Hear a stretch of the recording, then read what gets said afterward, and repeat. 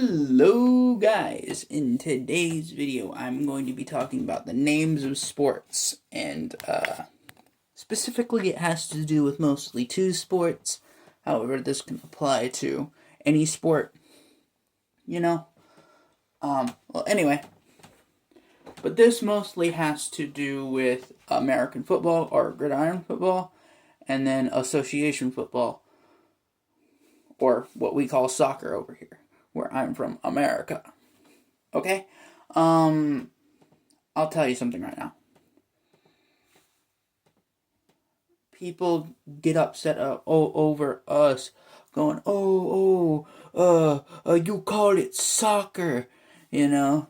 So that must be like, we're not insulting it, you know? Like, that's a cultural thing to call it soccer, you know? It's better than some of the alternatives that some people from certain parts of Asia, they like to call it abortion ball, some of them, but I wouldn't really do that, you know, because they're like, oh, how about we call your number one sport hand egg, hand egg, hand egg. Okay, nice try, 1990s England, specifically early 1990s England, or if I want to be specific, 1993 England, that kind of thing, from London, England, I guess you could say, in 1993, May of 1993, May 21st of 1993, in London, England, something like that, if you want to get all specific, but it's complicated, but yeah, don't call it hand egg. Throw ball, yeah, that makes sense to call it throw ball, you know. We generally call that football, but if you want to call it throw ball, that's more respectable than calling it hand egg. Because I am one of the nice guys, and I tell you that if you go around in America and you start calling that sport hand egg, expect a few tackles to come back to you, okay? Like, I'm saying this in a very nice way. Don't be doing that in America, okay? You're gonna get your ass clapped back to you, okay? Like, you're gonna get fully tackled and hammered, especially with those extreme hardcore fans, especially if they won or lost the Super Bowl, or if they, within the year or a year prior. So you gotta pay attention to that stuff. And if you're wondering, when it comes to throw ball, as a lot of people tend to call it, some people do tend to call it, but it's mostly either people from, like, Africa, England, or it's like maybe a few other Americans or Canadians. That's fine, you know, because that actually makes sense to call it that. But yeah, just for your own safety, in real life anyway, just don't call it hand egg, okay? Like, you're gonna summon a fan base, and you're basically asking for death at that point. But yeah, it's good.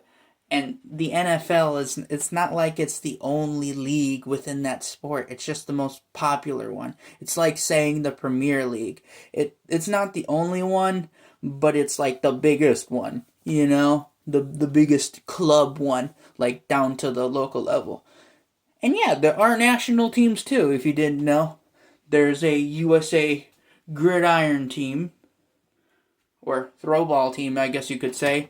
Although throwball is also the name of another sport that is also known as volleyball, that kind of thing. And then there's kickball. Kickball is very similar to what we call soccer. And it's basically just that, but like a baseball version of it. Like, it has dodgeball, soccer, and then baseball. Like, it has the dodgeball element because you try to hit people, like, with a dodgeball to get them out, but it has that baseball element, obviously, because it's basically just a soccer version of baseball.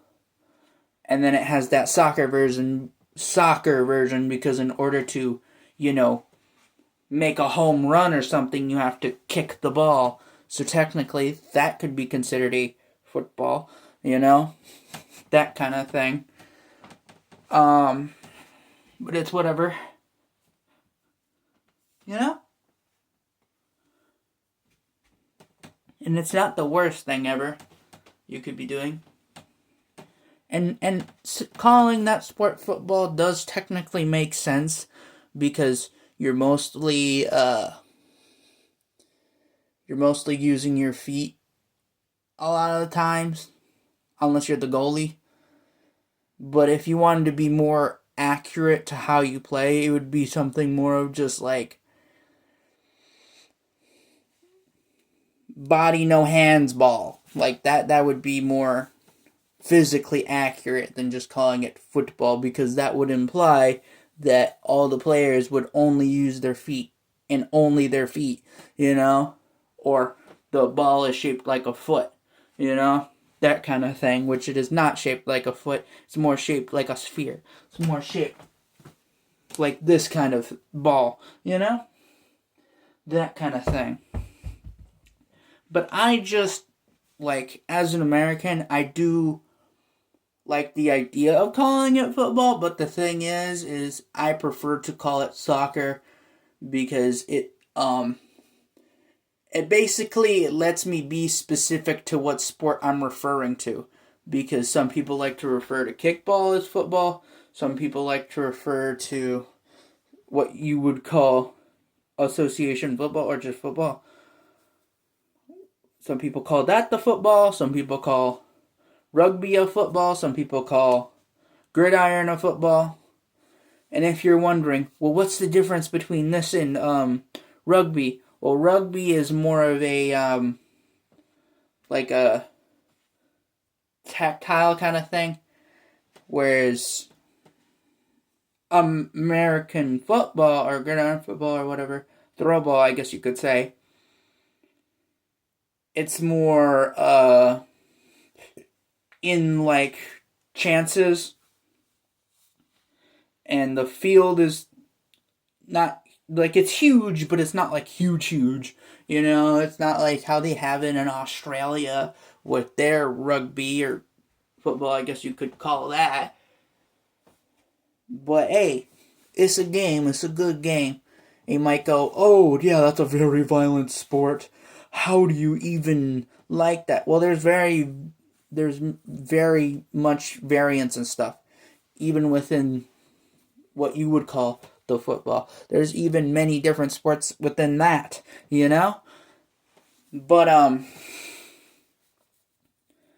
there's a sport called flag football, or flag throwball, I guess you could say. And guess what? It's a lot less violent compared to gridiron. You know? That kind of thing. And yeah, that one is more internationally friendly because in that version you just need a ball, you know?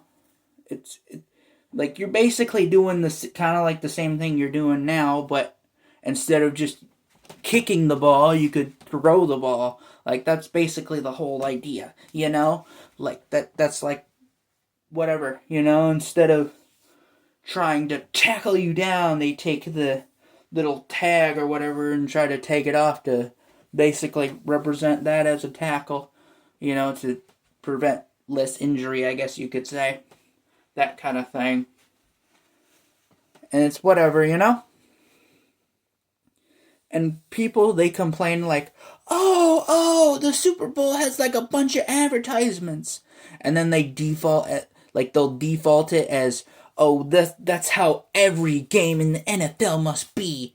Like, bro, it's the Super Bowl. They're gonna try and shove most ads in it than the average NFL game would not have, because they do not have as nearly as many ads as the Super Bowl does. Because of course they're gonna put a bunch of ads in it. It's the freaking Super Bowl. Like, it's one of those sports where it's like, because they have a way to put in advertisements, and it's because it's like the biggest game where they can get a lot of attention, they know they'll just shove in a lot of ads. That's probably what they're going to do with the World Cup.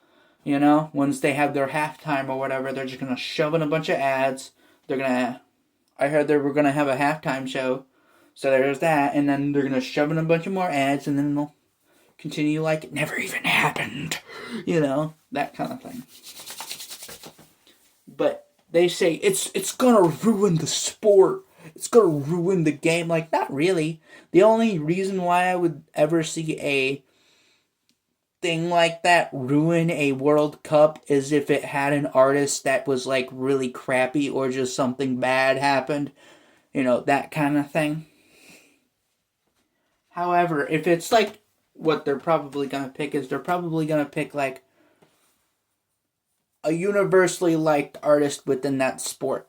You know, like some guy who probably sings that song that they just kind of know, where they know the beat of it or something. But because of it, it makes like that guy more recognized or something.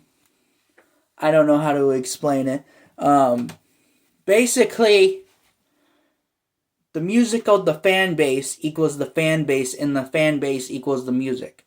Okay? Like, that's just how it is. You know? That kind of thing. You know, because you would associate it, whatever that fan base is like for the World Cup specifically, with whatever their taste of music is. You know, whatever the majority is for that kind of audience. Or whatever is expected to be, I guess. But I guess it would also depend on what countries may be there when they have that World Cup final, that kind of thing. Well, anyway. Yeah. Soccer is just kind of fine.